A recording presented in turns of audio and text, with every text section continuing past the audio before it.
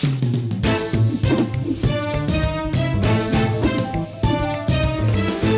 the point aja. Pak, kalau dari cerita dari saya tangkap, Bapak itu menceritakan sebetulnya ketika ada 35 daerah, 31 daerah itu yang tidak aman, ataupun tadi disebut diantaranya 7 tadi itu, sebenarnya kan tidak hanya diplomat, itu karena daerahnya yang tidak, ini kan berarti diplomat sama WNI-nya juga dua-duanya sama-sama kan berarti, kan itu daerah rawan kan itu. Yang bahaya 7. Iya, daerah bahaya kan itu. Nah, yang saya ingin tahu sebetulnya ada nggak sih Pak, di entah di mana itu gitu, saya juga kita makanya Bapak, yang sebetulnya untuk WNI-nya kita di sana sebenarnya aman-aman saja, tetapi karena dampak politik atau apa, justru yang jadi TO sama sasaran itu adalah diplomatnya. Ada nggak Pak? Pernah Bapak cerita nggak tuh teman-teman Bapak yang ini? Ya gini, yang sasaran itu ya kalau dari logika, kalau diplomatnya apabila negara itu berkonflik dengan kita. Betul ya. Tapi ya potensi sasaran tuh ya ada. Tetapi yang kalau misalnya tiba-tiba ada peluru nyasar, itu kan kita susah menyimpulkan apakah itu by target, targeted ya, atau hanya karena peluru nyasar ya. Tetapi yang pernah terjadi mungkin dulu di Panimo ya lama. Jadi karena itu kan kasusnya terkait dengan Papua kan, di sana kan banyak yang pro, ya tahu sendiri kan kasusnya, ya menjadi target, ya pernah menjadi target, saya lupa target seperti apa. Jadi diplomat dan komponnya, artinya yang asetnya itu menjadi target. Ya artinya kan pasti kan biasanya lebih itu kan karena biasanya latar belakangnya politis kan gitu. Politis ya. Biasanya. Nah kalau yang soal mafia. Nah ini lintas negara, organisasi itu lintas negara saya so far belum pernah mendengar bahwa kita menjadi target. Entah kalau teman-teman mungkin pernah mendapat telepon ancaman, tapi saya pribadi belum pernah mendengar. Kalau lintas negara itu artinya kan tidak hanya tidak aman di negara yang bersangkutan, tapi bisa juga tidak aman di dalam negeri kan? Ya itu kan namanya transnational crime. Ya. Apabila di transnational crime itu kan menyangkut quote-unquote bisnis haram yang menghasilkan uang banyak. Dan itu kan terkoneksi antara pelaku di setiap negara. Jadi kalau kita nanganin di sini, di negara setempat di mana kita ditempatkan, kalau memang ada ya ancamannya, oh ini sini menang. Bisa saja sampai sini, oh tuh si itu yang gini. Tetapi saya belum pernah mendengar, makanya saya tidak berasumsi. Tapi baik karakter daripada karakter dari kasusnya, isunya, ya spill over. Spill over, penanganannya juga lintas negara. Ya. Untuk itu yang perlu, yang ingin saya sampaikan bahwa ini masukan ya, upaya-upaya perlindungan terhadap aparat sipil negara ya ASN. Kalau tentara kan memang tugasnya dan sudah melindungi diri, polisi juga, tapi aparat sipil bukan hanya saja ASN Kemlu yang bersinggungan dengan isu-isu sensitif, isu-isu yang berbahaya, isu-isu yang bisa menangkap respon bahaya ancaman dari pelakunya apabila dia ketahuan menangani, itu sepertinya ya perlu ada kehadiran negara memperkuat. Jadi memperkuat sesuatu yang sudah baik ini, tetapi lebih, misalnya gini, Mas Andre ya. Dari suatu kementerian tertentu ya, bukan hanya dari Kemlu, bea cukai, di pajak juga. Nah, dia lagi menangani kasus besar ya, maka perlu dibuat kayaknya aturan bahwa tim itu terlindungi gitu oleh negara, karena kan karena dia menangani, pasti banyak orang yang merasa dikecewakan, dendam, karena menyangkut penghasilan pendaringan dia yang sangat besar. Jadi bukan lagi pemerintah tapi negara. Artinya negara hadir, perlindungan itu bisa perlindungan politis, perlindungan hukum, dan perlindungan operasional keamanan. Kalau pemerintah kan operasional aja. Tapi kalau udah negara, jika ada oknum kan bisa. Berarti sebenarnya ini bisa jadi trigger ya si almarhum ini. Kita nggak ngomong sekali lagi penyebabnya apa, tidak. Tetapi kan dengar-dengar almarhum sebelumnya juga menangani kasus ya. Dia juga lagi menangani kasus, dari saksi juga, TPPO, judi online dan sebagainya. Barangkali mungkin biar tidak, ini sekali lagi kita nggak menuduh itu penyebabnya apa? Kita serahkan ke polisi, ke yang berwenang. Tetapi mungkin agar ke depan tidak ada orang yang apa istilahnya ya, berasumsi yang enggak gitu, mengkait-kaitkan oh ini di saksi ini loh, akhirnya sekarang meninggalnya begini itu. Mungkin kalau peraturan apa tadi kebijakan itu untuk melindungi orang yang mana Yesus itu, mungkin ini bisa jadi ini ya, jadi pintu masuk barangkali ya. Ya saya tidak sepakat ya pintu masuk karena kan kasusnya belum tahu. Betul. Kita kasusnya belum tahu. Ya artinya latar belakang apa yang sebenarnya terjadi kan kita serahkan kepada aparat penegak hukum yang memang sedang secara profesional menangani. Tetapi tadi baik karakter. Tapi kalau baik karakter buktinya sampai sekarang belum ada juga Pak. Nanti jadi perdebatan juga. Ngapain dilindungin? Emang ada contohnya kan gitu Pak? Kan gini tadi perlindungan itu contoh kan tidak harus apa yang dialami oleh KPK. Betul. Kan contoh-contoh yang lain kan betul. yang banyak dalam itu. Jadi kita tapi kalau penyidik KPK memang mereka di ini Pak, karena mereka kan penindakan. Mereka setahu saya penindakan itu mereka juga melengkapi diri dengan senjata. Ya, orang yang dendam karena terbongkar. Ya saya tidak berteori ya, tapi ini secara logika. Dia akan menyasar siapa saja yang dianggap itu. Jadi perlunya perlindungan kepada aparat sipil. Aparat sipil itu misalnya di kehakiman, jaksa.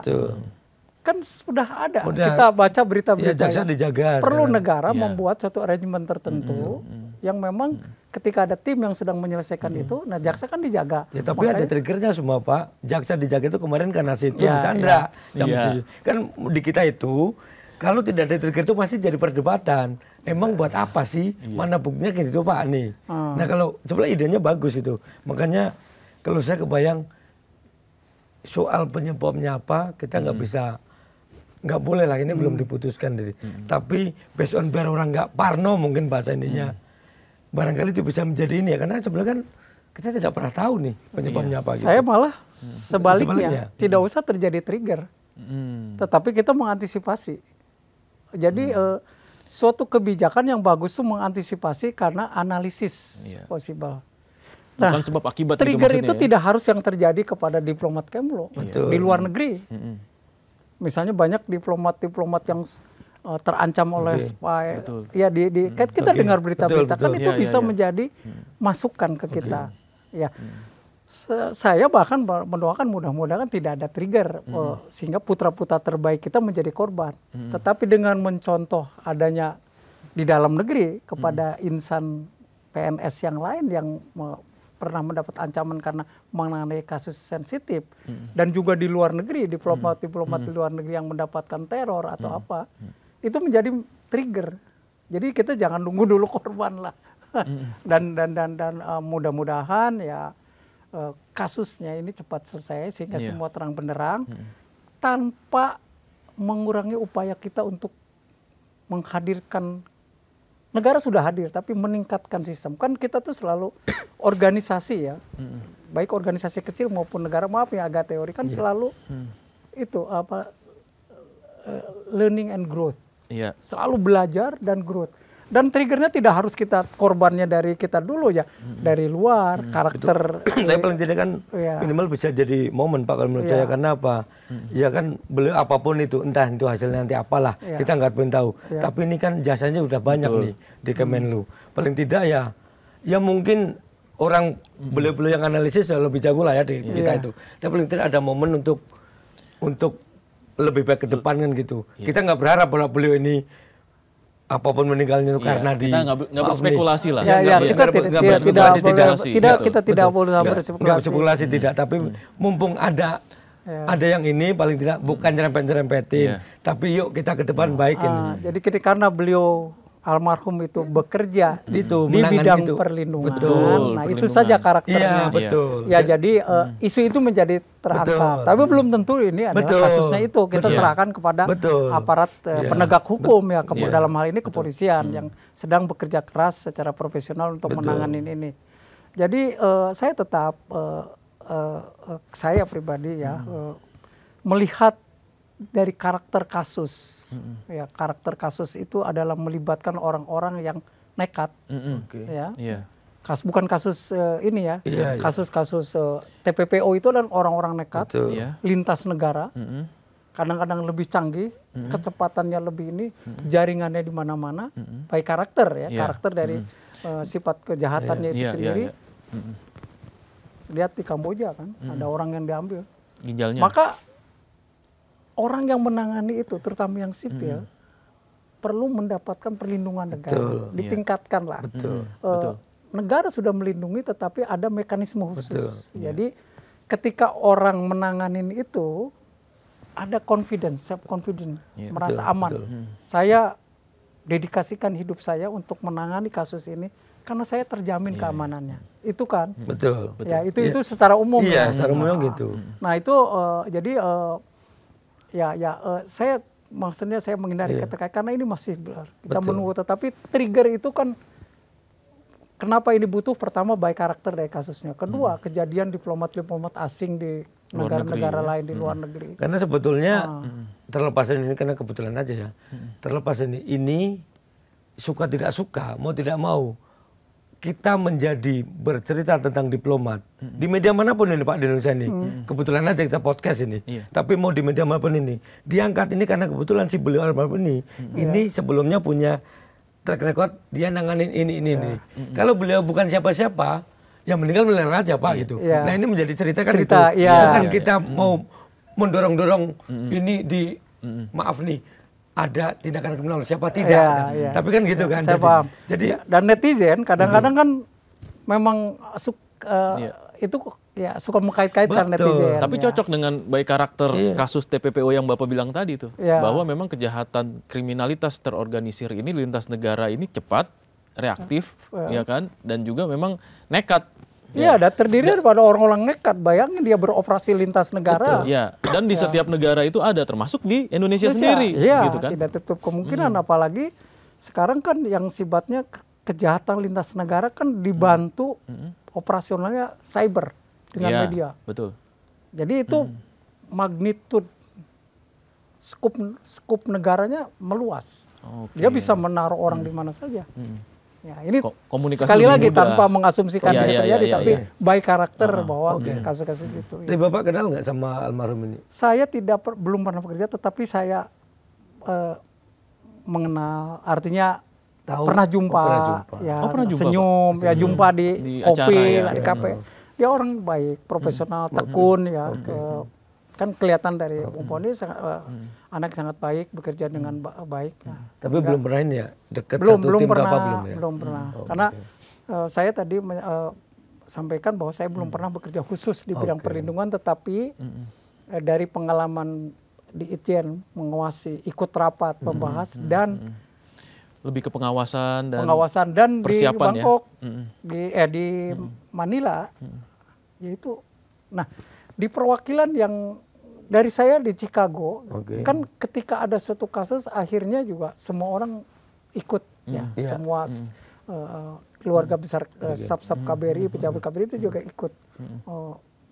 Ada orang nih yang terlantar WNI di anak buah kapal gitu, kita tangani, kita menjalankan fungsinya masing-masing ya. Nah, di Filipina koinsiden saja kebetulan saya datang ke sana. KBRI Manila itu bukan citizen service, tapi ternyata salah satu kasus online scamming yang menonjol di situ. Oke, Pak, kalau Bapak sendiri ada sekarang gitu ya, dengan adanya ini kan sebenarnya bukan soal alma mater ya, tapi pernah dengan irisan profesi yang ini. Bapak merasa ini nggak sih Pak? Merasa ya kayak tadi Bapak akhirnya menggunakan usulan atau saran bahwa keamanan sipil itu aparat sipil itu yang tidak bersenjata perlu diperkuat atau perlu dilindungi lah gitu. Bapak sebenarnya ketika penanganan itu, ketika masih Bapak dulu juga masih bertugas, apakah hari ini kita nih sudah semakin kayaknya keamanan di transnasional semakin ini, terus Bapak punya ngomong terundang ini saya kalau bisa usul Tolong punya ide dan ini, usulan ide ya. gitu. Kapan Pak? Kalau boleh saya Itu tahu, Pak? tidak tepat kalau sebagai unek-unek ya. Oh, enggak. Karena Itu masukan ya Pak ya? Masukan. Masukan. Karena gini, Kapan Pak kira Bapak tercetus masukan itu? tercetusnya ini justru saya bukan dari domestiknya, Oke. dari lingkungan pekerjaan Oke. kami. Mm-mm. Tetapi kan kita pelajari tuh profil kasus tuh kita pelajari, Oke. Iya. Mm-mm. analisis kan. Iya. Itu salah satu kewajiban diplomat adalah membuat laporan analisis. Oke. Kan tidak harus dialami kita diancam. Betul. Jadi sekali lagi tadi bukan unek-unek. Ini gagasan ide. Jadi, ternyata setelah dianalisis kasus, ini kasus ini berpotensi ya. Rawan ya. Bukan, saya bahkan sering sering menekankan kepada teman-teman dan ke atasan saya juga bahwa kasus TPPO online scamming itu tidak hanya kalau ditangani mengancam kepada yang menangani, apalagi kalau merugikan ini, tetapi juga itu mengganggu ketahanan nasional, ketahanan nasional suatu negara. Ingat ada suatu kasus di mana pebisnis judi online dari suatu negara, saya tanpa harus nyebutin negaranya, walaupun sekarang kasusnya apa dilanjutkan saya nggak mau tahu lagi. Dia dikirim, dibina dari suatu negara, dia mendirikan judi online, kaya. Dia bisa mempengaruhi politis sehingga dia mencalonkan, dia terpilih jadi wali kota. Itu kan melihat suatu kasus itu tidak mikro, tidak kepada hanya ancaman kriminal, tetapi juga ketahanan negara yang lebih besar. Ketahanan negara yang besar ini sekarang jangan dilihat threat ya, ancaman kepada ketahanan negara itu jangan dilihat dari hal-hal yang, tetapi dari kasus korupsi lintas negara, narkoba.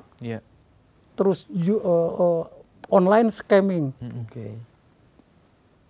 terus pedofilia ya, lintas kriminal seks lintas negara. Itu jangan dilihat ancaman itu individu keluarga moral, tetapi bisa ketahanan negara. Ingat perang candu kan dulu, kan mau menaklukkan suatu daerah dengan candu. Pak, dari hasil Nah analisa. jadi saya sih ya, saya di situ kalau itu baru unek-unek bahwa kita melihat suatu ketahanan negara itu. Kalau perang kan pertahanan itu, hardware ya, dan kecanggihan teknologi, profesionalis tentara, tetapi menyangkut ketahanan, ini nih mafia itu kalau menurut analisis saya ya, saya kan orang swasta nih sekarang, dia bisa melihat weakest link, titik terlemah mana yang bisa dilemahkan melalui uang, melalui apa, agar bisnisnya dia tuh masuk beroperasi secara lancar. Itu kan ancaman serius kepada ketahanan negara kita. Nah, jadi tanpa suatu trigger, kasus-kasus kejahatan internasional yang tujuannya adalah uang, itu adalah mengancam martabat dan ketahanan nasional. Seperti yang ketika saya menghadap dengan pejabat polisi, direktur cyber ya, didampingi oleh Ibu Retno atas polisi untuk masalah ngurusin pembebasan online scammer setelah dinyatakan ilegal di Filipina, itu yang anggota senatnya menggarisbawahi bahwa jangan kita jelas dari keuangan, dengan adanya judi online itu dari keuangan besar uang, tetapi banyak madorotnya, banyak madorotnya daripada manfaatnya. Bahkan kami di setiap pertemuan internasional disebut bahwa Filipina itu salah satu pusat online, itu sudah memukul martabat kami, ancaman kepada negara kami. Karena kejahatan itu ya selain martabat juga ramifikasinya itu menimbulkan kejahatan-kejahatan lainnya. Yaitu perang antar geng, terus pelacuran, kriminal yang lain. Nah, disitulah makanya ketahanan negara itu merusak ketahanan negara orang lain itu merusak negara tidak dengan serangan, tetapi juga dengan